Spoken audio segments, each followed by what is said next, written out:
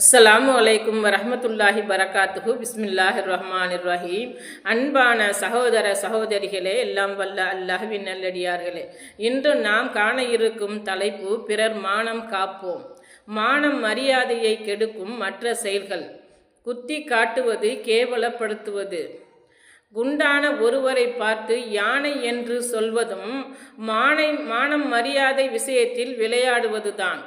கண் ஒரு மாதிரியாக இருப்பவரை பார்த்து அரை கண்ணன் அல்லது மாலை கண்ணன், ஒற்றை கண்ணன், மூடக்கண்ணு என்று சொல்வதும், பல் நீண்டு இருப்பவரை தேங்காய் திருவி என்று சொல்வதும், ஒருவரை பெரிய கை உள்ளவரை பார்த்து வீட்டில் உள்ள ஒட்டடை கம்பு என்று சொல்வதும், கால் ஊனமான ஒருவரை பார்த்து நொண்டி என்று சொல்வதும், வழுக்கை தலை உள்ள ஒருவரை பார்த்து இவர் வந்து நின்றால் மெர்க்குரி லைட் தேவையில்லை என்று சொல்வதும் மிகவும் கேவலமான செயலாகும்.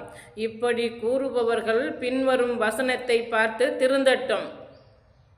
நம்பிக்கை கொண்டோரே, ஒரு சமுதாயம் இன்னொரு சமுதாயத்தை கேலி செய்ய வேண்டாம்.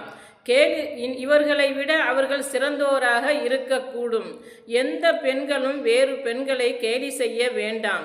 இவர்களை விட அவர்கள் சிறந்தோராக இருக்கக்கூடும். உங்களுக்குள் நீங்கள் குறை கூற வேண்டாம். பட்ட பெயர்கள் சூட்டிக்கொள்ள வேண்டாம். நம்பிக்கை கொண்ட பின் பாவமான பெயர் சூட்டுவது கெட்டது. திருந்திக் கொள்ளாதவர்கள் அநீதி இழைத்தோர் ஆவார்.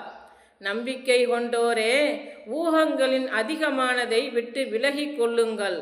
சில ஊகங்கள் பாவமாகும். துருவி ஆராயாதீர்கள்.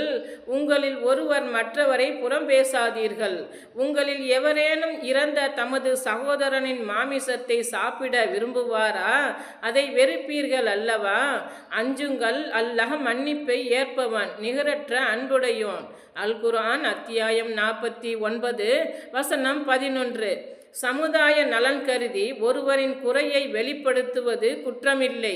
இவரின் குறையை வெளிப்படுத்தவில்லையானால் மக்கள் இவரை நம்பி கெட்டுப்போய் விடுவார்கள், ஏமாந்து விடுவார்கள் எனும் போது அவரின் குறையை தெளிவுபடுத்துவது கட்டாயமாகும். இதற்கு பின்வரும் நபி மொழியும் ஆதாரமாகும்.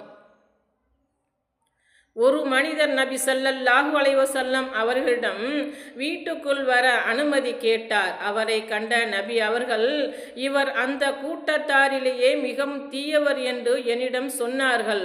அவர் வந்து அமர்ந்தபோது அவரிடம் நபி ஸல்லல்லாஹு அலைஹி வஸல்லம் அவர்கள் மலர்ந்த முகத்துடன் இதமாக நடந்து கொண்டார்கள். அந்த மனிதர் எழுந்து சென்றதும் நான் நபி ஸல்லல்லாஹு அலைஹி வஸல்லம் அவர்களிடம், அல்லாஹ்வின் தூதரே, அந்த மனிதரை கண்டதும் தாங்கள் இவ்வாறு சொன்னீர்கள், பிறகு அவரிடம் மலர்ந்த முகத்துடன் இதமாக நடந்து கொண்டீர்களே என்று கேட்டேன். அதற்கு அவர்கள், ஆயிஷா, நான் கடுமையாக நடந்து கொண்டதை நீ எப்போதாவது கண்டுள்ளாயா? எவரது தீங்கை அஞ்சி மக்கள் அவருடன் இயல்பாக பழகாமல் விட்டு விடுகிறார்களோ அவரே மறுமை நாளில் அல்லாஹ்விடம் அந்தஸ்தில் மிகவும் மோசமானவராவார் என்றும் சொன்னார்கள். அறிவிப்பவர் அன்னை ஆயிஷா ரலியல்லாஹு அன்ஹு. நூல் புகாரி 6032. அஸ்ஸலாமு அலைக்கும் வரஹ்மத்துல்லாஹி பரகாத்துஹு.